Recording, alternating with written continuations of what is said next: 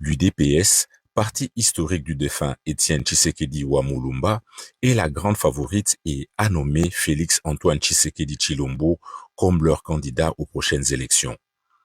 Le problème commence lorsque des opposants viennent s'accrocher à la dynamique impulsée par l'UDPS.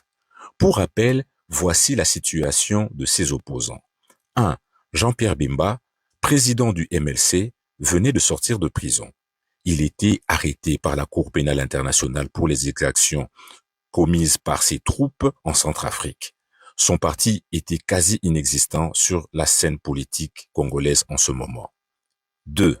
Moïse Katumbi Chapwe, président du parti Ensemble pour le changement et ancien gouverneur du Katanga, c'est un opposant de circonstance. En réalité, c'est un ancien membre du parti au pouvoir, mais qui s'est vu écarté du pouvoir à cause d'un conflit d'intérêts avec l'ancien président Joseph Kabila. Parti en exil, il décide de soutenir l'opposition. Notons que Moïse Katumbi Chapwe a un parent juif et a un passeport zambien et n'est pas éligible pour se présenter comme candidat président en République démocratique du Congo. 3. Antipas Mbusa Nyamwisi est un ancien rebelle du RCD-KML, mouvement sous influence ougandaise qui a combattu le gouvernement congolais de Laurent Désiré Kabila. En 1999, des dissensions internes et des tensions entre l'Ouganda et le Rwanda conduisent à une scission au sein de leur mouvement du RCD, donnant naissance à la nouvelle faction, le Rassemblement congolais pour la démocratie Kisangani Mouvement de libération. 4. Vital Kamerhe, président de l'UNC, comme Moïse Katumbi, il fut un membre du parti au pouvoir de Joseph Kabila, dont il se sépara à cause d'une brouille. Il a toujours été soupçonné de jouer double jeu en se faisant passer pour un opposant. 5. Adolphe Muzitu, Freddy Matungulu et Martin Fayulu sont des personnalités certes connues de la politique congolaise, mais n'ont pas de réel poids politique. L'opinion congolaise avait du mal à comprendre pourquoi, avec toute sa machine politique derrière elle, l'UDPS avait accepté de faire un rassemblement avec ces personnalités. La suite sera digne d'un drame de série télévisée. Suivez. Et l'envoyé spécial de RFI à Genève. Bonjour Sonia. Bonjour. C'est vrai que le choix de Martin Fayulu a surpris plus d'un auditeur congolais, mais aussi auditeur de RFI qui n'avait pratiquement jamais entendu le nom de Martin Fayulu. C'est donc lui qui avait été désigné dimanche pour représenter l'opposition lors de l'élection présidentielle du 23 décembre. Comment s'est porté le choix sur Martin Fayulu? Vous qui étiez sur place, que s'est-il passé? Racontez-nous. Mais en fait, tout simplement, les 7 leaders de l'opposition avaient choisi pour éviter les divisions, pour éviter les marchandages, pour éviter que ça s'éternise, ils avaient choisi de tout simplement trouver un système d'élection, de vote entre eux, pour que le résultat finalement fasse l'objet d'une élection. Voilà, c'était vraiment un choix qu'ils avaient fait. Hein. Alors, dans la première configuration, pour éviter qu'on dise que les 3 exclus, puisqu'il y a 3 exclus à la présidentielle parmi ces 7 leaders de l'opposition, vous le savez, Moïse Katumbi n'a pas pu rentrer pour déposer sa candidature. Jean-Pierre Bemba et Adolphe Muzitu avaient été invalidés par la CENI comme par la Cour constitutionnelle. Donc, pour éviter qu'on dise que ces 3-là manipulent le résultat, l'idée avait été que les 4 candidats qui étaient encore en lice pour cette présidentielle, parmi lesquels Félix Tshisekedi, Vital Kamerhe, Martin Fayulu et Freddy Matungulu, soient les seuls à voter au premier tour et décident entre eux qui devait être éliminé de cette élection. Donc chacun avait 2 voix pour pouvoir voter. Évidemment, la première voix, ils se la sont donnée, puis après, ils avaient un choix à faire sur quel est l'autre candidat pour lequel vous auriez voté. Et il y a eu une stratégie qui a été mise en place par tous les candidats. Il se trouve que les 2 favoris de cette élection, Félix Tshisekedi et Vital Kamerhe, ont choisi de ne pas voter l'un pour l'autre, ce qui était pourtant le plus logique, c'est-à-dire de se renforcer au premier tour pour être sûr de passer et puis remettre la compétition au deuxième tour, ce qui est assez classique. Donc ils ont choisi de ne pas voter l'un pour l'autre, ils ont choisi de voter pour les petits candidats. Et les petits candidats, eux, en étudiant le système d'élection, se sont rendus compte que la seule possibilité qu'ils avaient pour avoir une chance de passer au deuxième tour était de voter l'un pour l'autre. Oui. Et c'est ce qui s'est passé. Donc... À la surprise générale, Martin Fayulu, une personnalité connue mais sans réel poids politique en RDC, est désigné candidat commun de l'opposition et de la coalition Lamuka pour les élections présidentielles de 2018. Ainsi, Martin Fayulu fait sa première sortie médiatique à Genève. Cela aurait dû être un moment de célébration de l'opposition, mais en regardant l'attitude de tout le monde et en lisant le langage corporel de tout le monde, vous pouvez comprendre qu'il y a un problème. Mesdames et messieurs, bonsoir. Bonsoir. Écoutez, les premiers mots qui m'arrivent ici, c'est de remercier l'Éternel Dieu Tout-Puissant pour ce qu'il a fait. C'est son œuvre. Et aussi remercier mes collègues, leaders de l'opposition. Je remercie aussi le peuple congolais, à travers vous qui êtes ici, vous de la diaspora et ceux du pays. Que Dieu vous bénisse pour tout ce que vous faites pour les Congos. Moi, je ne suis qu'un porte-parole. Un porte-parole de ces combats pour la liberté, de ces combats pour la démocratie que nous avons engagés depuis des années, depuis de très longues années. Et nous sommes à l'aboutissement. Et je suis convaincu qu'avec votre aide, avec l'aide de Dieu, avec l'aide de nos partenaires, nous allons arriver au résultat final, c'est-à-dire rendre notre pays réellement démocratique, libre et indépendant. Je n'ai pas beaucoup à dire. Je mènerai ces combats avec mes collègues. Nous mènerons ces combats des élections libres, démocratiques, inclusives, transparentes et apaisées. Parce que le peuple congolais a besoin des leaders que lui-même va choisir. Le peuple a besoin des leaders qui vont l'amener au développement, qui vont l'amener à la prospérité. Et nous, 7 ici, nous sommes engagés à réaliser cette œuvre pour que le Congo cesse d'être la risée du monde. Voilà les quelques mots que j'avais à dire. Merci à vous. C'est l'incompréhension totale dans la classe politique congolaise. L'UDPS, parti de Félix Tshisekedi, refuse le résultat de Genève et demande à Félix Tshisekedi de retirer sa signature immédiatement de cet accord de Genève. L'unité n'a même pas tenu 24 heures. Félix Tshisekedi et Vital Kamerhe ont annoncé ce lundi leur retrait de l'accord signé la veille pour désigner un candidat unique de l'opposition à la présidentielle du 23 décembre en RDC. Les présidents de l'UDPS et de l'UNC ont reculé sous la pression de leur base à Kinshasa. Lundi après-midi, les jeunes de l'UDPS s'étaient réunis devant le siège du parti pour rejeter en bloc la désignation de Martin Fayulu comme candidat unique de l'opposition. Parce qu'à l'UDPS, c'est la base qui décide. Nous avons élu Félix Tshisekedi au Congrès comme notre candidat président de la République. Comment il va changer de position pour basculer vers ces gens-là haineux et puis tribal? Nous disons que nous n'allons pas accepter cela.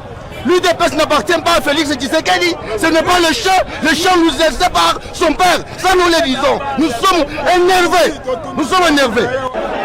La base de l'UDPS avait donné 48 heures à son président Félix Tshisekedi pour se retirer de l'accord signé avec 6 autres opposants. Certains l'avaient même menacé de destitution s'il n'obtempérait pas. Sur la base, nous avons choisi Félix Tshisekedi au Congrès pour aller jusqu'au bout, pour ne pas céder la place à l'autre personne. Avant l'accord de Genève, Tshisekedi et Kamerhe avaient été investis candidats à la présidentielle par le congrès de leur parti.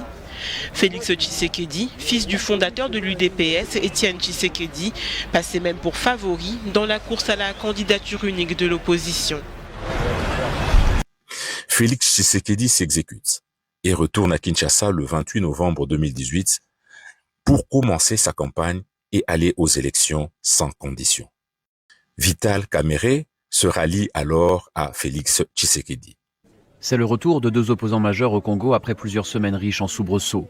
Ces 2 hommes, Félix Tshisekedi et Vital Kamerhe, avaient signé l'accord pour soutenir le candidat unique de l'opposition, Martin Fayulu. Puis, 24 heures plus tard, ils s'étaient retirés, affirmant que leur base était contre. Désormais, Vital Kamerhe est le directeur de campagne du candidat Félix Tshisekedi. Nous avons un programme que nous allons fignoler parce que je crois que vous avez suivi nos programmes respectifs. Nous allons maintenant faire un travail de joindre ces 2 programmes afin de présenter quelque chose de potable. C'était un accord sur 10 ans, 2 mandats. Nous sommes restés dans la Constitution. Et nous disons aussi que cet accord est ouvert à toutes les autres forces politiques du changement qui veulent que le Congo change. Une foule immense les attendait dans les rues de Kinshasa. Si Martin Fayulu s'oppose aux machines à voter pour la présidentielle de décembre, cela n'est pas le cas de Félix Tshisekedi et Vital Kamerhe, et leurs partisans ont bien retenu la leçon. Avec machine ou sans machine, on va aller. Parce que la victoire, ça nous appartient quoi. Nous sommes là pour les élections. Avec la machine ou sans machine, nous irons aux élections le 23 décembre. D'après un sondage publié avant l'accord sur la candidature Fayulu, les deux hommes de tête étaient Félix Tshisekedi et Vital Kamerhe. Déstabilisée, la coalition Lamuka ne veut pas mourir et Martin Fayulu décide de faire route avec les membres restants de la coalition. Martin Fayulu commence sa campagne. Alors que les élections se feront avec la machine à voter, il dit qu'il ira aux élections sans la machine à voter. Comme promis, on part maintenant à Genève où l'on retrouve Martin Fayulu en personne. Bonsoir Martin Fayulu. Oui, bonsoir. Alors vous êtes encore à Genève ce soir, 24 heures après la signature de l'accord qui vous a désigné candidat commun de l'opposition. Cet accord existe-t-il toujours ce soir, Martin Fayulu? Pourquoi l'accord n'existerait plus? L'accord existe, nous avons signé l'accord à 7. Je comprends qu'il y a 2 personnes qui veulent se désengager, mais ça c'est libre à eux. L'accord existe toujours, madame. Justement, comment réagissez-vous au retournement de veste de Félix Tshisekedi et Vital Kamerhe? Mais c'est extrêmement grave, très grave, parce que nous avons signé cet accord à 7 et chacun a signé en âme et conscience et chacun a pris un engagement ferme de ne pas violer cet accord. Et aujourd'hui, quel signal on donne aux enfants et quel signal on donne à la population et surtout nous de l'opposition qui disons tout le temps que le pouvoir kabyliste ne respecte pas les textes, ne respecte pas la Constitution. Mais si nous-mêmes déjà on commence à ne plus respecter nos textes, et c'est grave, nous étions à 7 et là le 5 confirme leur engagement et donc l'accord n'est pas caduque. L'accord ne peut pas être caduque parce que le peuple congolais nous a demandé de ne pas les trahir. Ceux qui veulent les trahir, libre à eux, et c'est eux qui vont s'effronter, à la population. L'accord n'est pas caduque, l'accord existe et existera et va nous amener aux élections libres, transparentes et apaisées, sans machine à voter. N'avez-vous pas mis la charrue avant les bœufs? N'aurait-il pas fallu inclure la base dans la préparation de cet accord? Mais comment inclure la base? La base a été inclue avant. Comment vous pouvez venir dans une négociation sans que votre base le sache? Alors qu'il a fait toute sa campagne en refusant la machine à voter et en interdisant ses partisans de l'utiliser, le 17 décembre 2018, Martin Fayulu fait un revirement spectaculaire à 5 jours de l'élection. Fayulu avait totalement désorienté ses partisans. Durant la campagne, il avait demandé aux électeurs de voter sur papier et de mettre le papier dans l'urne. Or, en faisant cela, leur vote allait être invalidé. Beaucoup d'électeurs ne savaient pas ce qu'ils devaient faire le jour de l'élection. C'est lui, Félix Tshisekedi, qui a été proclamé vainqueur de l'élection présidentielle en République démocratique du Congo. Héritier de l'opposition, sa victoire avec 38,57% des suffrages est un événement sans précédent au RDC. Félix Tshisekedi est le fils d'une figure historique de l'opposition congolaise, Étienne Tshisekedi, décédé à Bruxelles il y a près de 2 ans. Il est membre de l'UDPS, l'Union pour la démocratie et le progrès social, fondée par son père dans les années 80 contre la dictature du maréchal Mobutu. Le plus grand pays francophone d'Afrique vit une situation historique pour plusieurs raisons. La présidentielle avait été reportée à 3 reprises depuis fin 2016. Le président sortant, Joseph Kabila, au pouvoir depuis 18 ans, a fini par accepter de se retirer sous la pression de la Constitution et non des armes.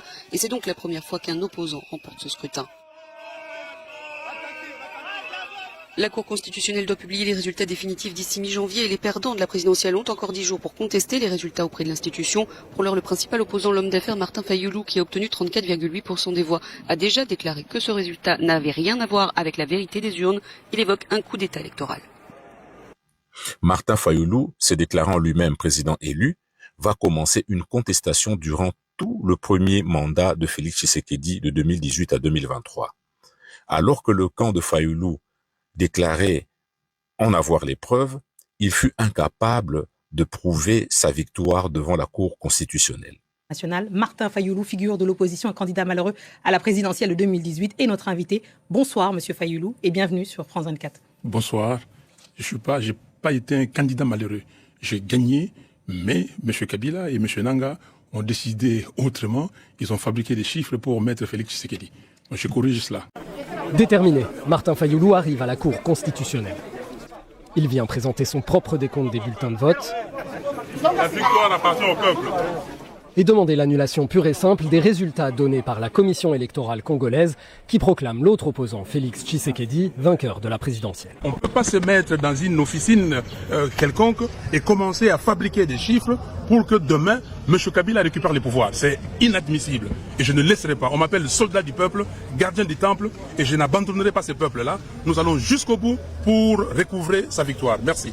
Martin Fayoulou accuse le président sortant Joseph Kabila d'avoir orchestré un putsch électoral, c'est-à-dire d'avoir organisé la victoire de l'autre opposant Félix Tshisekedi. Et ce samedi, toujours plus tôt dans la journée, la commission électorale a donné le résultat des élections législatives.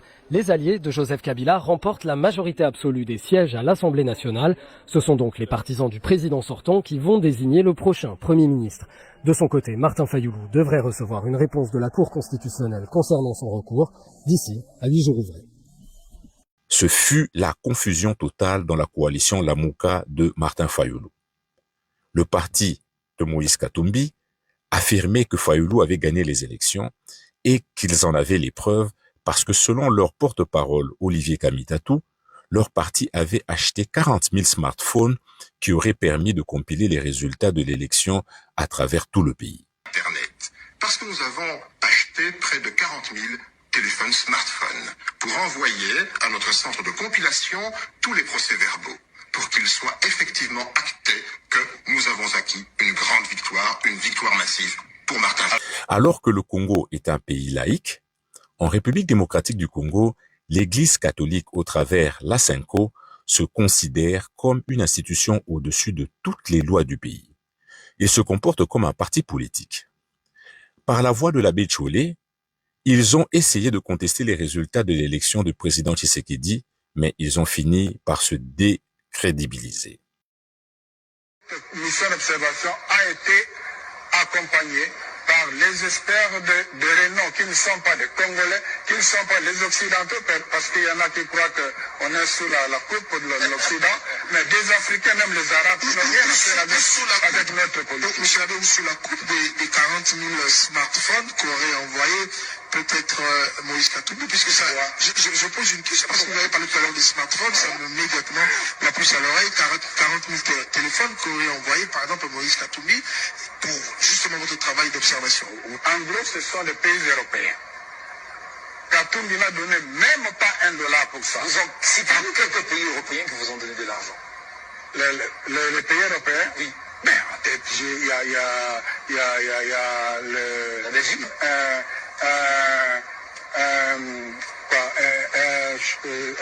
Comment là?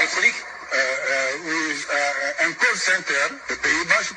Face au désastre médiatique, par la voix de Francis Kalombo, le parti de Moïse Katumbi a fini par apporter un démenti aux propos de leur porte-parole et ceux de l'Église catholique. Ça, c'est trop bas. Moïse n'a jamais fourni téléphone aux l'Église catholique. Mais l'Église catholique a suffisamment de moyens. Et avec ses propres moyens, il pouvait s'en charger.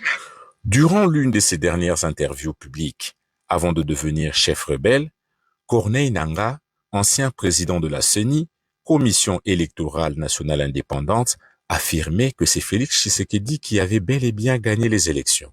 Il faut que ça soit clair dans la tête de tout le monde. Il faut que ça soit clair. Que les Congolais fassent un effort. Que nous ne reviendrons plus jamais à 2018. Il y a aujourd'hui un débat autour des propos que Nangaa aurait présentés, parlant d'un accord politique. Je confirme. Qui ne sait pas qu'il y a eu accord. Les résultats des élections, je parle des résultats définitifs de l'élection, proclame le président Félix Antoine Tshisekedi Tshilombo, président de la République. Il l'est. Arrêtez. Le chef de l'État a déclaré sans les dire la fin de la coalition FCC-CAJ, un enfant qui n'a eu que 2 ans de vie durant lesquels les deux alliés se sont livrés à une bataille sans merci. Que retenir sur la coalition FCC-CAJ? Pour former une nouvelle majorité, Tshisekedi fit appel aux opposants avec qui il avait formé la coalition Lamuka à Genève avant leur séparation.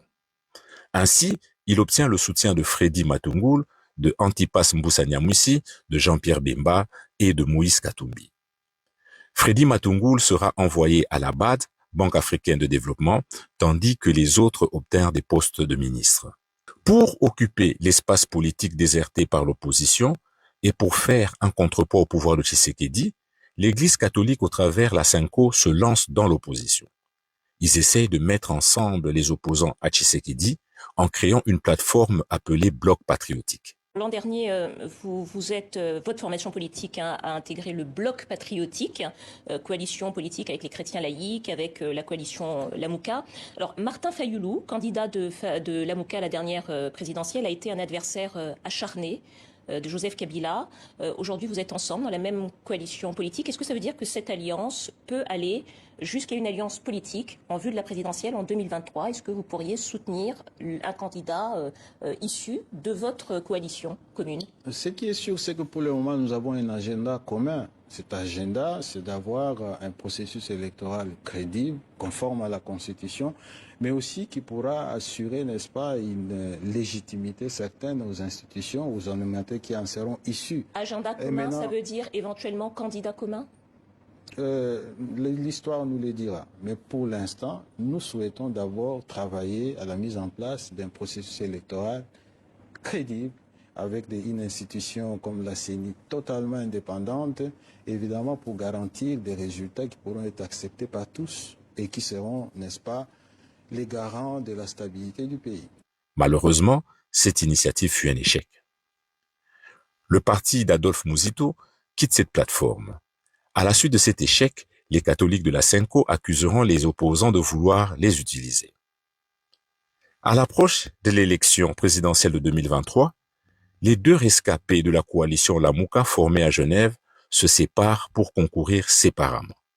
Alors, Trésor Kibangula, pourquoi les deux hommes ont-ils chacun décidé de se présenter à la présidentielle au lieu de passer par une primaire, entre guillemets, au sein de la coalition Lamouka, primaire qui aurait permis de les départager ?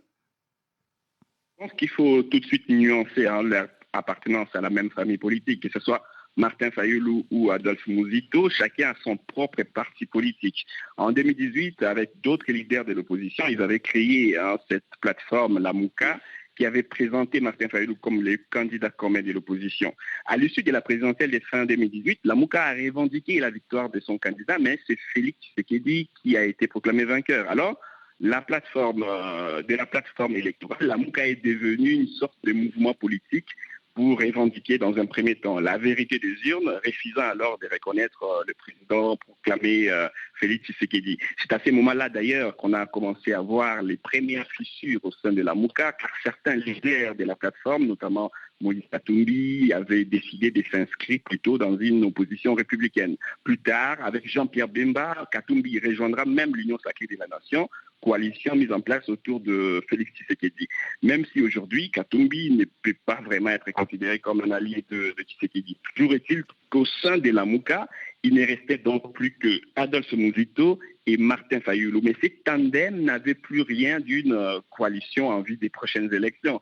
Pas surprenant, à mon sens, donc, qu'après la désignation de Martin Fayoulou mi-juillet comme candidat à la présidentielle par son parti, il faut le préciser, M. Muzito aussi affiche aujourd'hui ses ambitions présidentielles. Ces derniers précisent d'ailleurs qu'il travaille d'abord sur un projet de société et que ce sera en fonction des programmes politiques que de futures alliances pourraient se faire. À l'approche des élections de 2023, c'est un Fayoulou un peu plus apaisé qui se présente. Il pense que comme il fut, selon lui, élu en 2018, il sera élu cette fois-ci. Monsieur Fayoulou, pourquoi est-ce que les Congolais devraient vous élire en 2023 ? Simplement parce que d'abord, ils m'ont élu en 2018 et ils ont trouvé que j'étais le candidat qu'il fallait. Et cette confiance n'est pas perdue. Aujourd'hui, je suis le candidat qui a plus d'atouts. À quelques semaines de l'ouverture des inscriptions pour l'élection présidentielle, vous disiez encore que le processus n'était pas assez crédible pour vous. Non, mais c'est l'autre revers de la décision. Vous n'avez pas de candidat aux législatives. Madame, vidons les questions, s'il vous plaît. Je ne vais pas vous laisser... vidons les questions. Vous étiez encore... Non. Les 19... juin dernier, nous avons pris la décision salutaire pour le pays en disant que nous ne présenterons pas nos candidatures à tous les niveaux. Donc, vous êtes revenu dans ce processus parce que le peuple vous l'a demandé. Mais parce que le peuple n'a pas simplement demandé parce que nous avons vu une lueur de transparence imposée par le peuple, imposée par la société civile en se disant que nous allons voter, nous allons rester dans les bureaux de vote, nous allons faire les comptages manuels, on va proclamer, on va afficher les résultats et nous allons le suivre. Est élu à titre provisoire le candidat numéro 20, M. Félix Antoine Tshisekedi Tshilombo. La victoire de Félix Tshisekedi ne faisait pas de doute, tant son avance était grande dans les résultats donnés par la CENI les jours précédents. Ce dimanche 31 décembre, Denis Kadima, le président de la commission électorale, l'a confirmé au terme d'une longue énumération de résultats et de pourcentages. Le président sortant est donc réélu avec 73,34% des voix. Une victoire toujours provisoire selon les termes officiels, puisqu'elle doit encore être confirmée par la Cour constitutionnelle.